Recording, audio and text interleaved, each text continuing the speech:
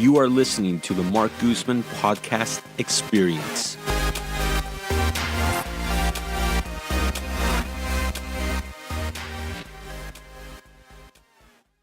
In this episode, we talk with drummer and Nexus Audio Studio owner Chris Paxton out of Oakland, California. We discuss Africa, Reggae by the River Festival, and his upcoming tours.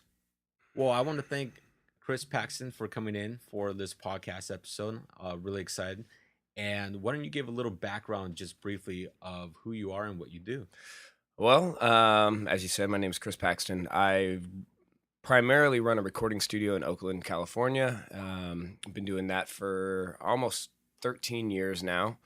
So yeah, that's my day job. But when I put my Superman cape on and head out into the night, I'm a drummer and I play with quite a few different groups. I saw one group is Kung Fu Vampire. Kung Fu Vampire is definitely one of the bigger groups that I play in. And then I also perform with a group called Wolfhawk Jaguar. I do some of my own personal music. I have a couple other little side projects I'm starting up right now, kind of more tailored toward the festival scene. Another project that I've been a part of for a little while is called Jazz Mafia, and they're a huge staple in the Bay Area.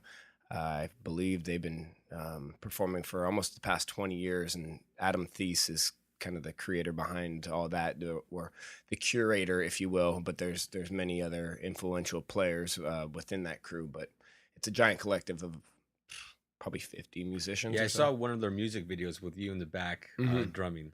Oh, with Jazz Mafia? Yeah, Jazz Mafia. Yeah. We recently released a series of videos that kind of showcase the different groups, because I think there's 11 different bands within Jazz Mafia. So, Okay. Yeah. Okay. Interesting. So your studio, Nexus Audio, where's that located in Oakland? So if you're familiar with Oakland, you would get off on the 23rd Avenue exit if you're going 82 North. Okay. But it's technically in East Oakland, Funktown. But yeah, there's a little side alley called Solano Way, and we reside over there. There's if you cruise down Solano Way, there's quite a few murals that you can see from international and local artists that have had the opportunity to do a bunch of graffiti work out there. But Okay. it's pretty amazing. If you got the time, you could hashtag Solano Ave, even though it's not Solano Ave out here. Yeah. But it's or Solano Alley. But yeah, Solano Way is where the studio is based out of. And you've owned that for 13 years, you said. Yes. Yeah. Yep. When did you get started? Because you're a pretty young guy. I was really young when I started that studio. Well, I'm going to obviously date myself by saying this, but yeah, I opened it up when I was 20 years old. And I wasn't even... That's pretty impressive, though. Thanks, man. Yeah. I was always into music. I always knew that I wanted to be a producer. I always wanted to be a sound engineer. So the next logical step was find a space that I could work out of, record my band, and then it just kind of escalated from there. And so I assume you rent out the studio, or is it primarily just for you and your music? No, I rent out the studio. I work with countless artists in the Bay Area. I mean, pretty much anyone, as far as hip hop or mainly within the hip hop scene. I've worked with pretty much everybody that's come out of the Bay Area. I mean, I haven't got there's a couple, but yeah. I mean. And the ones that I haven't been able to are no longer with us. So, yeah. But a lot of the young up and comers, the biggest person that recorded out of the studio and is making some big noise is Kamaya. Okay. And she's a double XL freshman this year. She's doing some amazing things. Was on the tour with YG and what's that guy's name? Young Jeezy. Okay. So yeah, they were out on the road together. But yeah, Kamaya is featured on the track with Drake, and she's doing some stuff like that. So yeah. I would imagine it's pretty neat for you, being the owner of the studio, to see a lot of these young artists just blow up and go to bigger things. Yeah, man. I mean, it's part of the growing experience, and I mean that's what we want for everybody. We want to see everyone succeed. I mean, that's my goal. And at least with the recording studio, I'm not trying to have it like some exclusive place where you have to know someone to get in, or you have to pay an exuberant amount of money. Are a lot of recording studios like that? No, but I mean, some of them, like the really really good ones, are sometimes kind of priced out of what most people can afford. And I mean, I mean, I'm a local artist too, so I want to provide a space that people feel comfortable, people can afford, and put out some quality music. That's Yeah. the goal. What's the average price for like an hour, or I mean, do people rent it by the hour or by blocks of times? Yeah, I mean, there's kind of like a minimum amount of hours that you can do, but like recording with me, it's $70 an hour, and so that's the studio price, and my service is included. But and I mean, not only am I an engineer, but I also produce, and so you get you get a pretty big bang for your buck when you come to the studio. But there's other engineers that work out of my studio as well. I think the most affordable engineer is 55 an hour. So Yeah. I mean, and it's definitely worth it when you get to work in a studio that's fully equipped and has state of the art stuff. I mean, Pro Tools HDX. We got Neumann microphones. We got 5 different rooms. We have So it's a good size studio then. yeah, it's about 1,500 square feet. Okay. Yeah. Okay. hmm So what goes into an average session? Some comes into record, and what's the typical process? Well, it depends what their objective is and what kind of stuff they're working on. But like kind of my day to day is a lot of hip hop guys coming in, and they'll have their songs that they either purchased off um, I don't know, some website that you can get your beats from. Some people are like, "Hey, download this beat off YouTube and rip it for me," or you got singer songwriters that are coming in, and so lay down the kind of skeleton of the song, and then usually the vocalist goes in the vocal booth and starts doing their chorus or verse, kind of depending on whatever the song's flowing in. Yeah. And during the process of recording, usually I'm kind of bouncing back and forth ideas with these people and making creative decisions along the way to create the song like right there on the spot, and kind of combining the whole recording and mixing experience into one. And I assume there's still a lot of editing afterwards that's done, correct? Yeah, I mean, it also depends on how raw they're trying to go with the sound. You can really have stuff that's overproduced, and then you can have stuff that's very very natural sounding. So I mean, it depends how far you want to go down that rabbit hole. But Mhm. I mean, we can go very far down that hole. Yeah. Yeah, and then you also do podcasts there. In fact, you're doing the podcast there after this. Yeah, we have clients that they don't have the facility, they don't have the space to do a podcast in, and they'll come in, rent out the studio, hook them up with all the gear. I don't have these fancy mic stands though, but maybe I should get some of these. You know, these were literally $10 on Amazon. All right, all right. Being that you work with various different genres, is there one that really stands out to you the most that you just really enjoy working with? I mean, I'm lucky because I get to work between so many different genres. I think that where I excel is kind of the hip hop alternative world. Okay. Um, Even though I have a couple albums that are definitely outside that wheelhouse that I'm really really proud of. But yeah, most of the stuff that I do is kind of just experimental, combining a lot of different genres together. Um, m- Growing up, some of my biggest influences were like Metallica, Snoop Dogg, Incubus, um, John Coltrane, Miles Davis. So like all these different backgrounds, Bob Marley, and I don't know, just being able to fuse those together and seamlessly work between genres is something that I really enjoy doing. Yeah, I don't think I have Like a set favorite or anything? yeah, Yeah. that my favorite is being able to just go into the studio every day and not know exactly what I'm going to be getting myself into, and then someone's like, "Hey, this is this song that I'm doing," and I'm like, "Oh man, that's brilliant!" Like, Yeah. I wish I would have thought of that. And then do you only drum or you play other instruments? I wouldn't call myself anything but a drummer and percussionist. I wouldn't call myself a guitarist or a piano player or anything like that. Okay. But I But can you've dabbled with yeah, those? I can dabble. Yeah. I'm definitely trying to become more of a piano player, and understand a little bit more music theory and just have the tactileness of playing with 10 fingers opposed to just 4 limbs. Yeah. Yeah. Yeah. And then I recently saw that on Facebook you shared a memory that you played at Cali Roots Festival in 2010. Is that correct? Yeah, I did. I was just talking to another podcast guest yesterday about Cali Roots. Okay. Yeah. Yeah. Was that the first year that Cali Roots was even there, or maybe the Possibly. second? Possibly.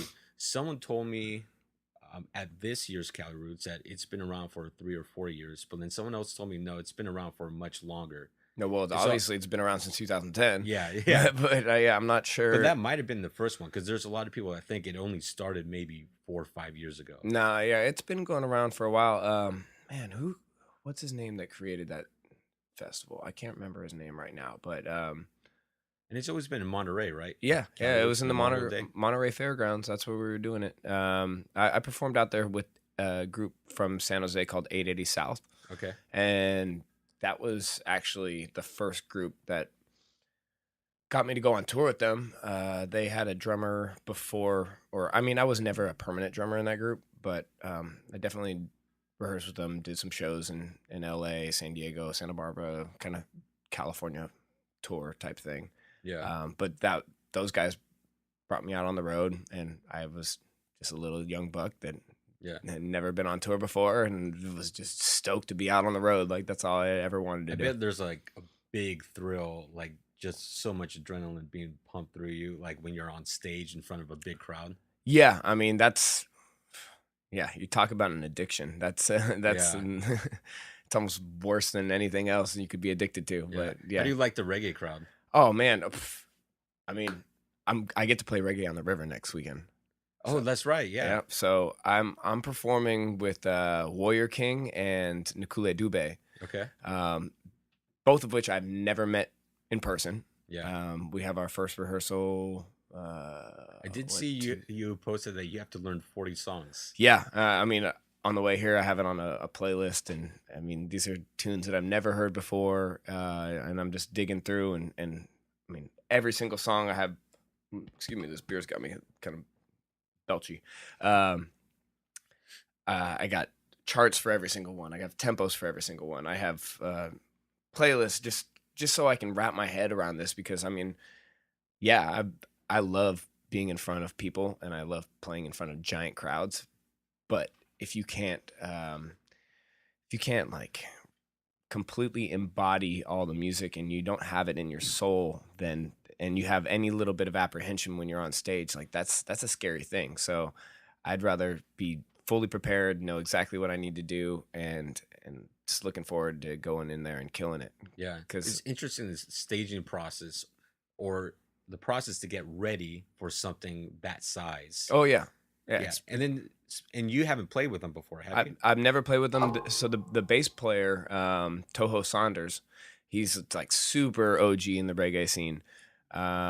He brought me in just because his other drummer had some other stuff to do, so he couldn't find anyone, and he was just like, "Yo, you want to do this?" And I mean, if you know about reggae drumming or just drumming in general, like reggae drumming is like almost inverse of the way most people feel the beat, because it's all about the one drop. I mean, not all reggae, but you feel the beat a little bit different, and so reprogramming your brain to be able to do that is very important, because you can't go in there and play rock licks over that type of stuff. Yeah. And I mean, that's what I've grown up playing, is like funk, rock, and I mean, yeah, I could say a little like dance hall reggae, but more of like the 311 type reggae, not actually traditional reggae. So I'm working on my skill set, just because I don't want to be clowned when I get up on stage. I'd be like,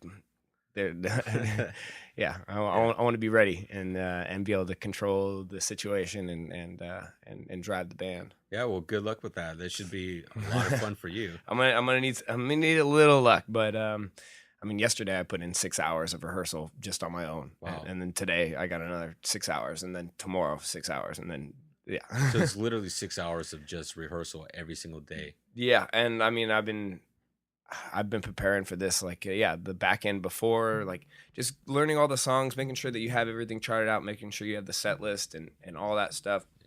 Now, do you Uh, have like a mental routine you go through before you literally step on stage?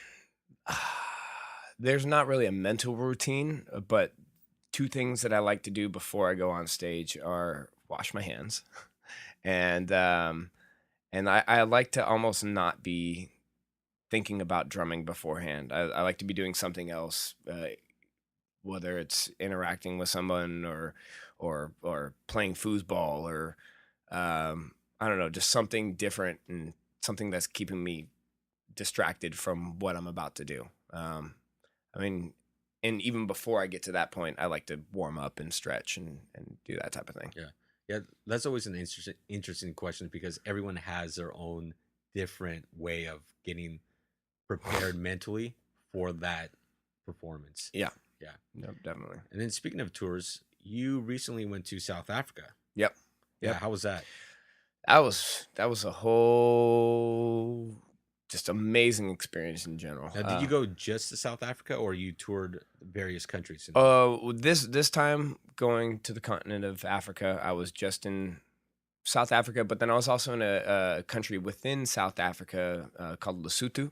Okay. And if you're familiar with the geography of South Africa, it's just kind of like central eastern South Africa is where Lesotho is, and the Lesotho people were the only tribe that wasn't directly affected by apartheid. So they created their own nation, and so that's why there's a country within a country. Okay. Yeah. Interesting. Yeah, Yeah, but I didn't know that. I flew into Joburg, had a show in Joburg, Cape Town, um, uh, East London. Um, What band yeah. was this that you toured with? This is with a group called Wolfhawk Jaguar. Okay. And I mean, Wolfhawk Jaguar, as many of the groups I'm in, like Kung Fu Vampire. Kung Fu Vampire is a person, but then Okay. Kung Fu Vampire is also a band. And then Wolfhawk Jaguar, that's a person. And then it's also a group. So Wolfhawk Jaguar and a band of hunters. The band of hunters is me and Kele Nitoto. Okay. He's a phenomenal kunga player from the Bay Area.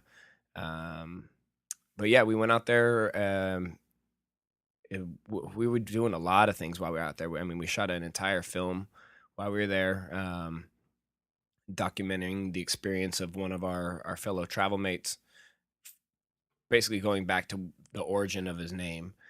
His name's Sizwe, Okay. and that's a region within South Africa. So we brought him back to where his name is from. When he was born, he was delivered by a Xhosa nurse. I think that's how you do it. But yeah, Okay. there's a lot of like Yeah. in Zulu. So yeah, we documented that whole process. He got to kind of figure out where his name's from, and then he's an artist in the Bay Area as well. He goes by Spear the Nation, Spear of the Nation. Okay. And so it was Wolfhawk Jaguar, Spear of the Nation, the real MXO, or MXO, and Slick Angel. And Slick Angel and MXO, they have a group called Brutes 2000. So those two guys are the South Africans that we paired up with and were able to tour around with. Yeah, it was like radio interview after show after. I mean, every single day we were doing something Yeah, out you there. were just out there hustling. Huh? Yeah, I mean, and it was crazy, man. It was the first time I'd flown from venue to venue to venue to venue, like across the country. It wasn't like when I'm with Kung Fu Vampire, every day we'd drive in 200 miles to Yeah. the next spot. Yeah. And I bet the country's just beautiful. I've never been there, and I really want to go one day. Yeah, dude. I mean, South Africa is an amazing place. Africa has my heart. Like I love it, and I love sharing about it because Africa is not a scary place. It's not what we think it is. I mean, yes, there's there's a lot of there's poverty out there, and there's turmoil, and there's people dying over uh, ivory and diamonds and all that stuff. But there's so many good things, man, that I don't feel gets highlighted enough here in the United States. Yeah. So, um, yeah, you shouldn't think of Africa as some scary, dark place on the other side of the world.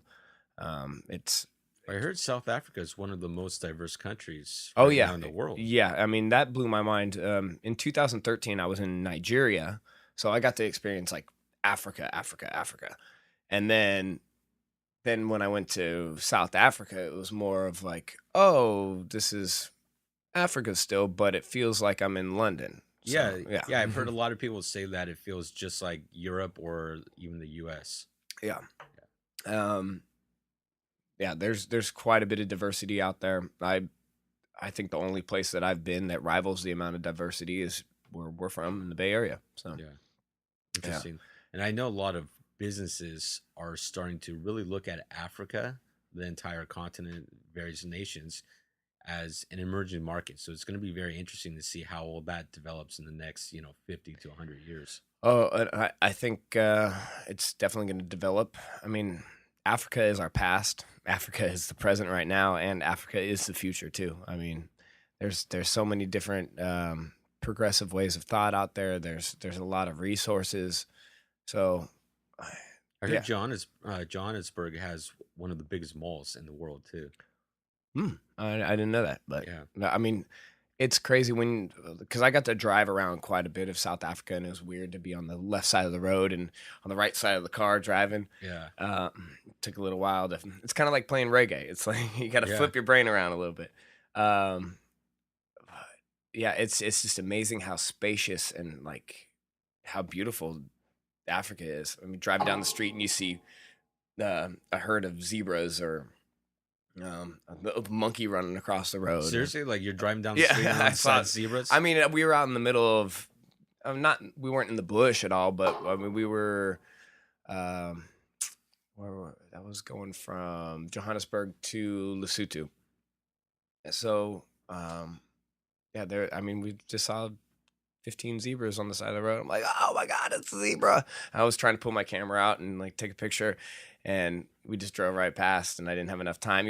My buddy was like, you'll see him again. You'll see him again. I promise. And I'm like, did I see him again? Nope. Yeah. But yeah, I mean, you see like instead of seeing a cat or something run across the street, just like this monkey just cruising across, and you're like, That's funny. wait, that was a monkey? Going back to Kung Fu Vampire, I have to say this. So I was laughing my ass off because it was an interview of you guys. It was an interview and you guys were eating hot wings. I was actually just talking to Corey today. Interview Under Fire. They do this thing where while you're being interviewed, you're supposed to be the one eating the hot wings. But Kung Fu passed on the hot wings to me because he is a fill in the blank. I don't know. Is this a PG podcast? You can say whatever you want. Pussy.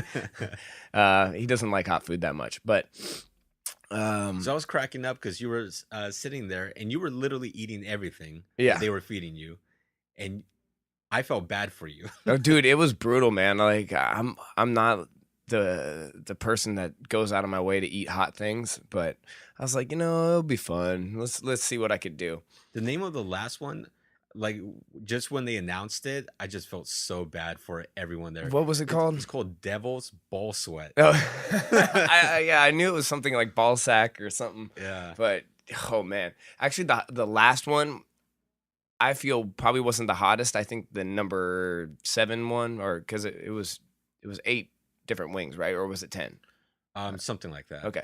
Well, so the second to the last one, I think that was the hottest one, and I actually got to pull a card, and I got to pass. So the dude that was sitting next to me that was eating the hot wings too, he was telling me like, oh man, that second to last one was the real brutal one. Yeah. Trying to up himself on me because I got to skip over that. But I mean, it was all really hot. I didn't know how they rated hot sauces. It's in. I think they rate them what's it? Based on like BTUs. Well, yeah, there's a term for it. Like like Scovilles, Scovilles? Scovilles. Yeah.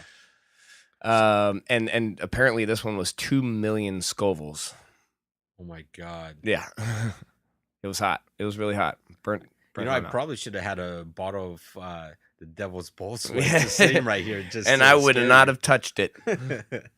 But thank you for getting me this awesome Oakland beer, man. Yeah, We got yeah. that- So We got that beast. yeah, producer Sam here ended up finding this Best Oakland at Bevmo. How much was it? It was probably $5-6. Yeah, it's about $5-6. Ale Industry out of Oakland. Yep. Pretty good beer. I like it. Going back to your music, we talked about some of the things that inspire you. I assume you get a lot of inspiration from current events, things happening in your life. What are some other influences that fall into your music besides some of the other ones that you've listed? Well, I mean, so I'm not really a lyricist. So I'm not sitting there and conceptualizing songs and basing them off current events and trying to like. I mean, yeah, I'll come up with concepts of songs, and kind of try to influence the people that I'm collaborating with to write lyrics like that if we are going to be using lyrics. But I try to embrace spaces that I'm in. So when I was in South Africa, I was in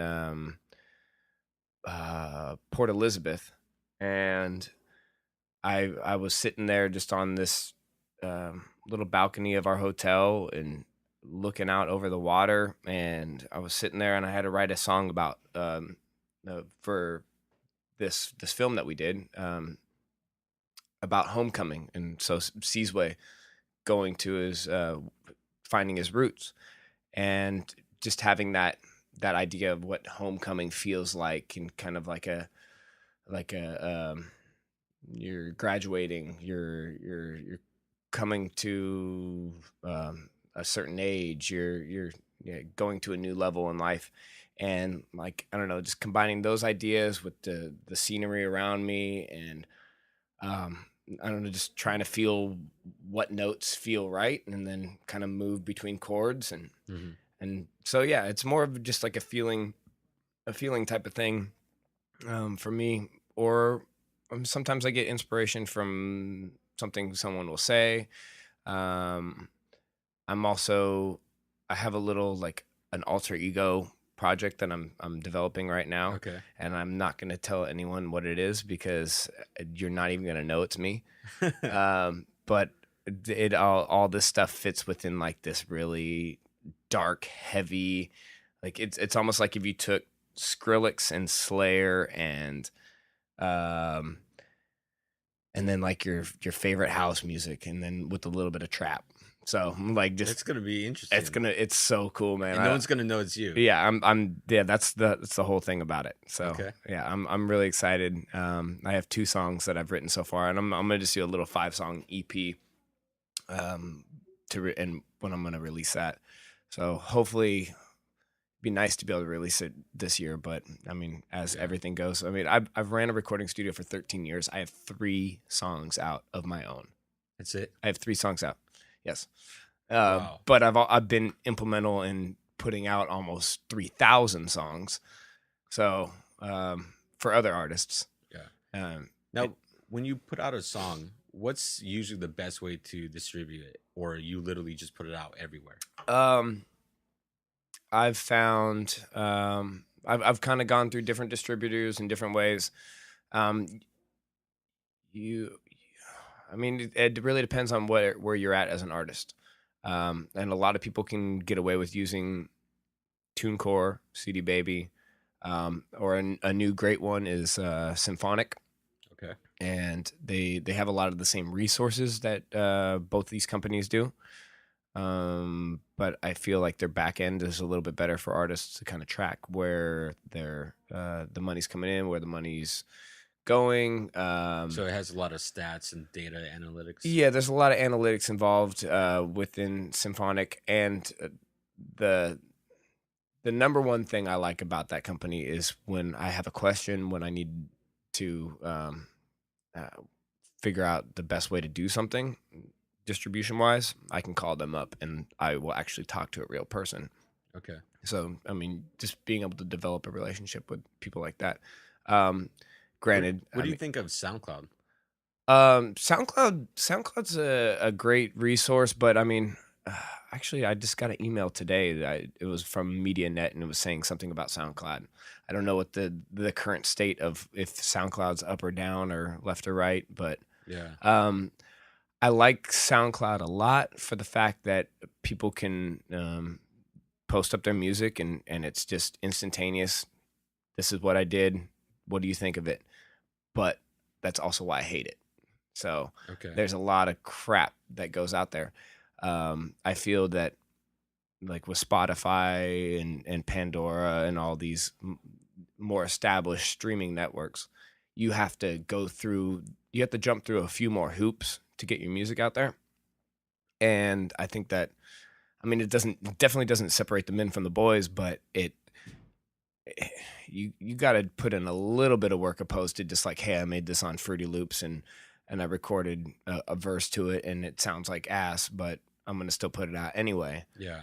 But at the same time, there's plenty of music out there that gets released that way and people just gravitate towards it because it has a certain feeling and vibe to it. So, Yeah. it's a good and a bad thing. And I used to feel that SoundCloud had a lot more potential, but the more I see people use it, and the more that I see, the more streams that I get off it that I'm not making any money off as a musician.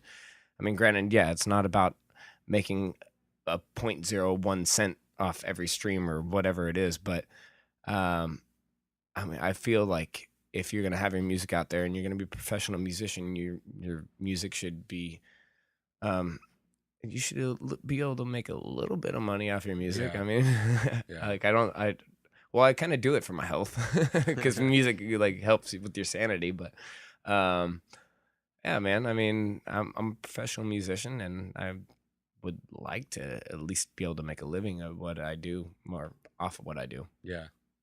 Yeah. And you've been doing it now 13 years. Or Yeah. Probably longer as a musician, but 13 as a studio owner. Yeah, and not all of those I've been successfully living 100% off music, but I'd say for about the past 10 years, I've managed to live exclusively off music, which is a feat in itself. Yeah. I mean, I'm so lucky just to be able to do what I love to do every single day. Yeah. And there's probably a billion people that want to be doing what I'm doing. So, Oh, yeah. or at least like to be able to just to have that inside of them, know that I would get to wake up and I get to do what I love to do. Yeah. So, yeah. In all the cities, how many cities do you think you've actually performed in? Wild guess. I know you're not going to know off the top of your head because. I mean, I've been to every single state in the United States. Okay. What's the best city in the U.S. that you've performed in? Best city to perform in, or best Yeah, city? Best city to perform in. Well, I mean that has to deal with where your loyal fans are at. I would have to say, one of my favorite places to perform is Salt Lake City. Okay. Because we just got a gang of people out there that love Kung Fu Vampire, and there's just some really cool people that I've been able to build relationships with, and the venues are great. They're pretty massive. Another one of my favorite places to play is Denver, Colorado. Okay. And then Yeah, Denver's fun. We were briefly talking about this. Yeah. They got those breweries out there. Yeah, I went out with a buddy of mine. We went to a conference, a financial conference out there, and so yeah, a ton of breweries out there, great beer, and then we strolled down to the park there near downtown, where the I believe it's the Capitol, Capitol building, Yeah. and they had Wiz Khalifa out there and Lil Wayne just randomly playing. Hey, And- welcome to Denver. Here's Wiz Khalifa and Yeah. Lil Wayne. Yeah, and it was literally you walk in for free.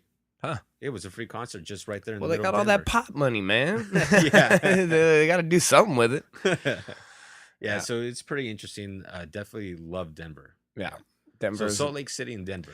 Yeah, I'd say those two are my favorite. Another really cool spot, kind of more off the beaten path, is Portland, Maine. Okay. And I've never been to Portland, but so many people are telling me go to Portland. well, It's a fun city. Portland, Maine, right? Oh no, No. sorry, Portland, Oregon. Well, Portland, Oregon's cool too, but but Portland, you're saying Portland, Maine. Portland, Maine. Okay. Man, it's a really beautiful town. I mean, How big is that town? I'd guess maybe 30,000, Okay. 40,000. It's not. I don't think it's a huge town, but people come out. People come out and have some fun. So, yeah, that's definitely another highlight spot. Wilmington, North Carolina. I think it's North Carolina. That's another cool spot too. Okay. Yeah. Now globally Globally, to perform in, right? performing. What was it? Cape Town, man. Cape Town had some good vibes, and Grahamstown.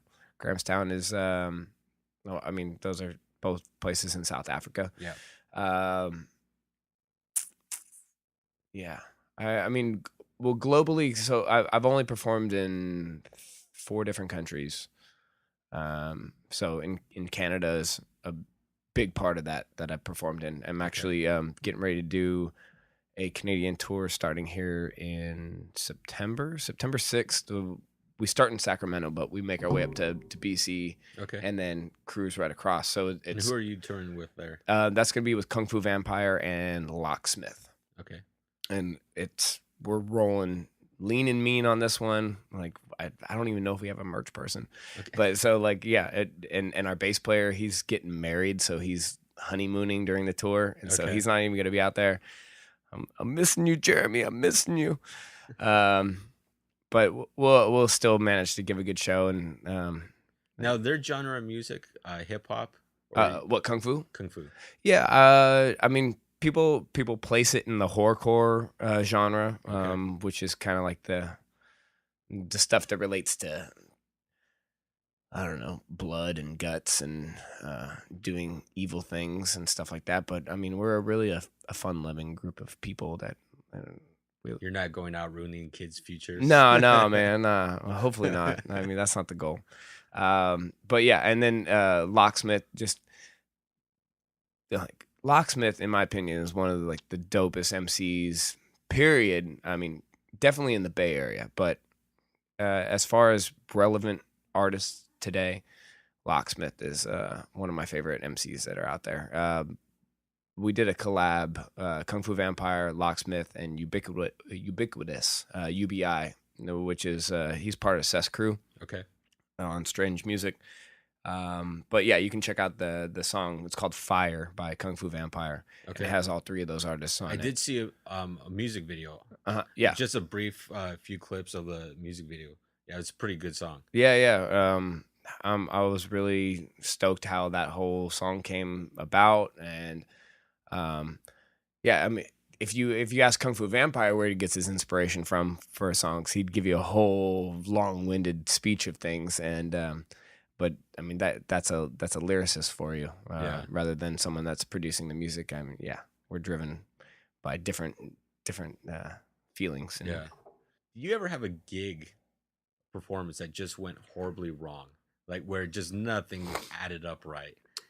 Yeah, there's been quite a few, or no, not quite a few, but and they can go wrong in different ways. The Is first there thing, one that stands out the most? yeah, but then it turned into being something completely right at Yeah. the same time. So in 2013, when I went to Nigeria with Wolfhawk Jaguar, we went over there to be a part of the World Orisha Congress, and that's like a world gathering of people that practice Ifa, which is a West African spirituality. Okay. It'd be like going to a Christian convention Yeah. in Texas, in good old Texas.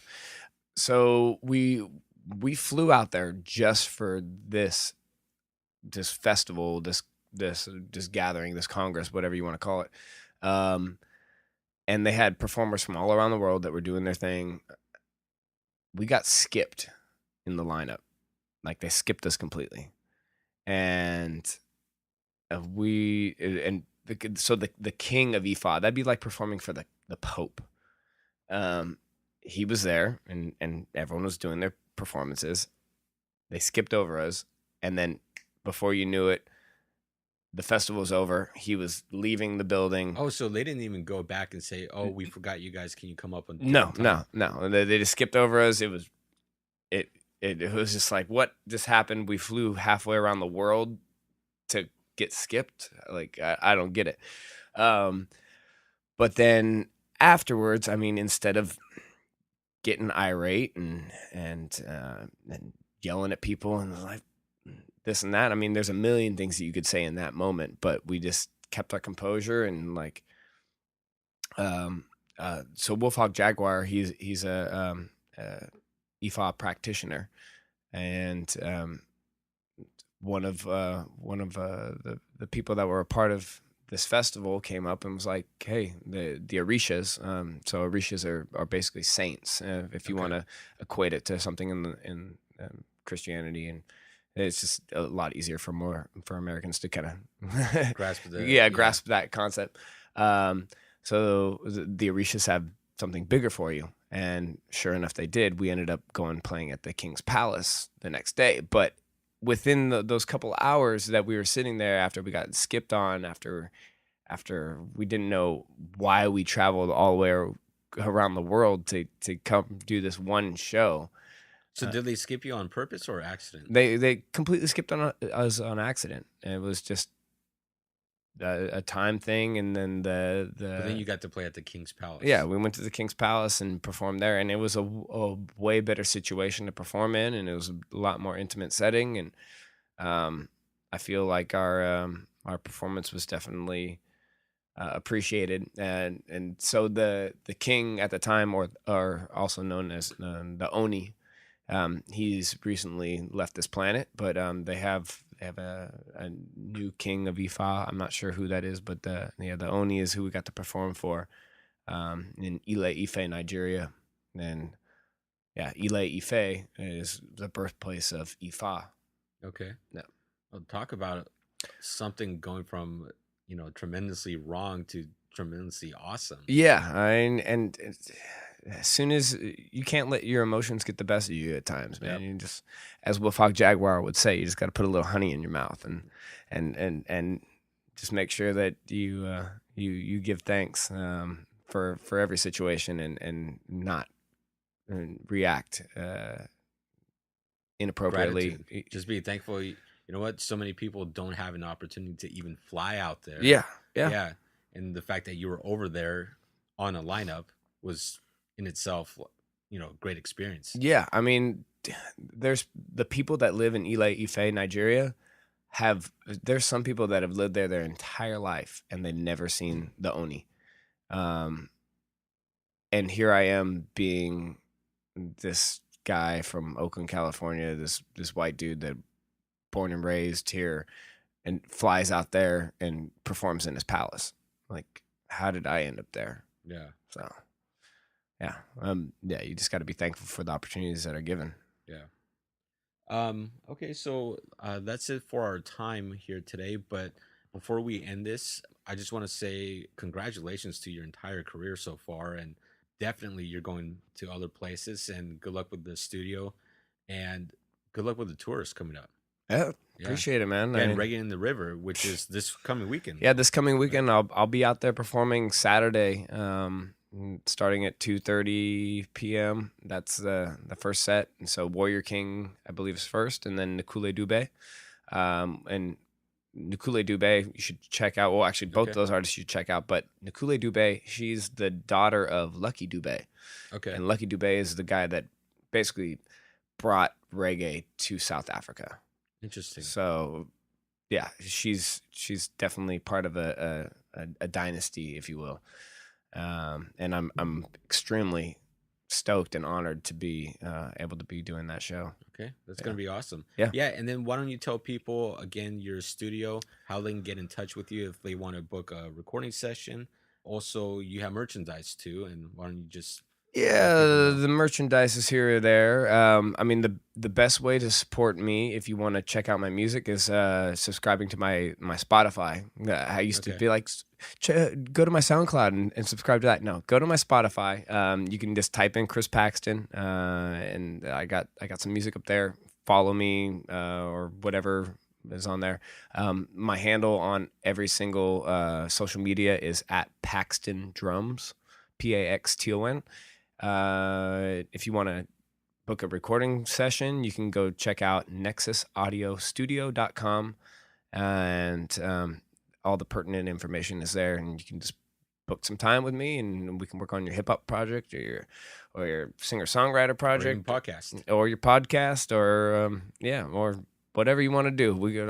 I'll just record your cat for 5 hours if you want, but that's the best way to get a hold of me. There's numbers on there and all that good stuff. But Okay. yeah, at Paxton Drums or at Nexus Audio. Perfect. Yeah. Okay. Thanks. Thank you, Mark.